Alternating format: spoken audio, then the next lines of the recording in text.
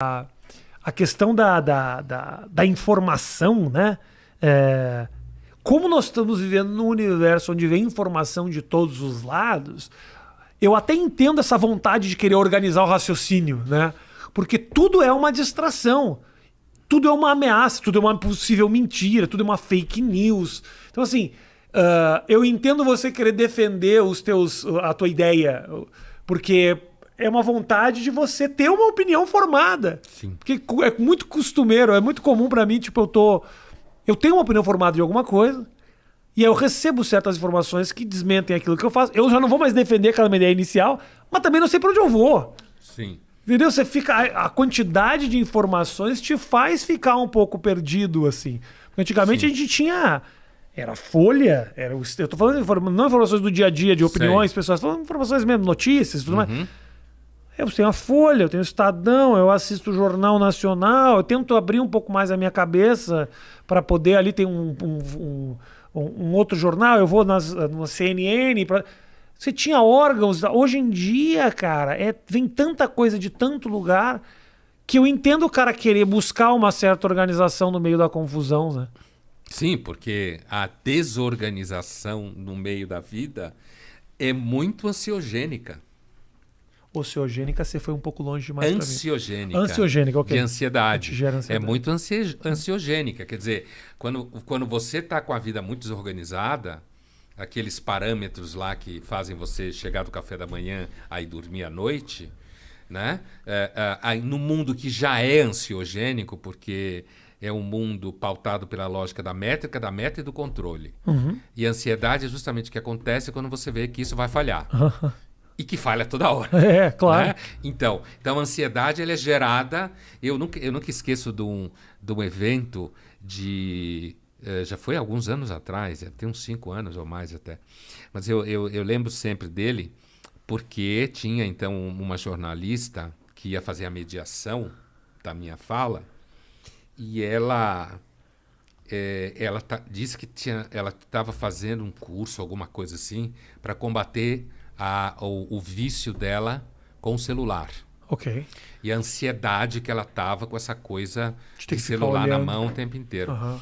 E esse tratamento era uma coisa que era tipo assim, sei lá, a cada 2 ou 3 horas o celular tocava, e aí ela podia olhar o celular, depois ela tinha que ficar o mesmo número de horas sem olhar o celular. Uau. E à medida que ela ia explicando isso, eu e as outras pessoas, a gente foi ficando ansioso só de lidar com a ideia do que ela fazia para não ter ansiedade.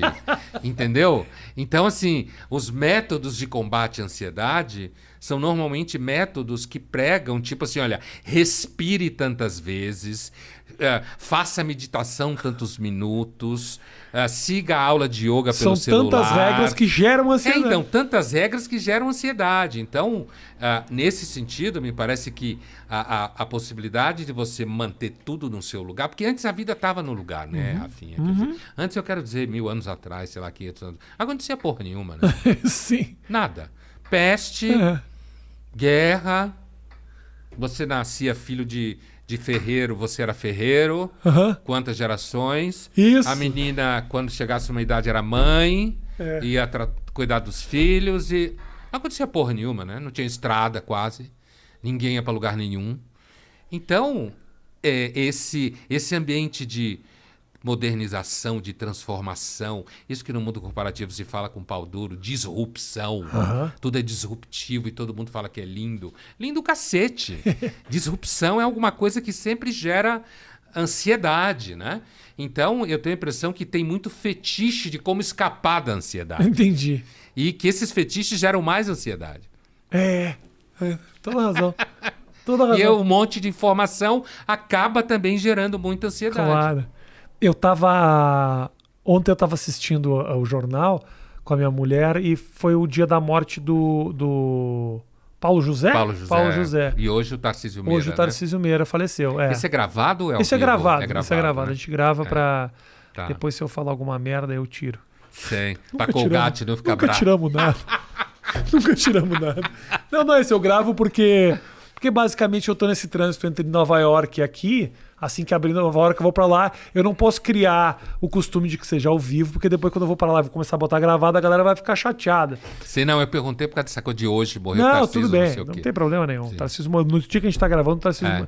morreu. Ontem foi o Paulo José. E eu assisti aquela matéria tradicional do Jornal da Globo, mostrando quem foi ele, e a conquista dele, o papel dele no teatro. É um cara que teve uma história super marcante no mundo das artes do país, assim, sabe? E aí, quando acabou a matéria, eu olhei pra minha mulher e falei: é isso. A partir do final dessa matéria, só quem vai falar do Paulo José é a família dele. E os colegas e tudo mais. Então, assim, uma passagem marcante pra caralho pro país, ele vira. E aí me bateu um pouco de ansiedade. Eu falei: caralho, daqui a pouco eu morro. E aí? Não vai ficar nada? Não vai. O que eu posso deixar? Me deu vontade de ser marcante, ganhar uma guerra, eu não sei. Você entendeu? sabe que tem uma passagem, a passagem da Ilíada, né? Da história da Guerra de Troia, que o Aquiles, ele tá em dúvida se vai ou não vai para a guerra. Aham. É uma passagem famosa, porque ele vai falar com a sua mãe, que é uma deusa, daquelas deusas lá, e porque ele não sabe, ele não gosta muito do Agamenon, que é o rei que ele vai representar na luta contra Troia e tal. E então a mãe vira para ele, que vê o futuro, né? Mas aqui não é nenhuma questão de ser profetisa. Ela fala assim: olha, se você ficar em Larissa, que era a região da Grécia onde ele vivia, você vai casar, você vai ter filhos, você vai ter netos, e você vai ser lembrado pelos seus filhos, pelos seus netos. Se você for para Troia, ainda que será a sua maldição, porque ele morre na guerra, né? Uhum. Você vai ser lembrado por 1 milhão de anos. E ele escolhe ir para Troia. Certo? Esse problema existe desde a Ilíada. Os gregos, eles eram obcecados com o problema da mortalidade e da finitude.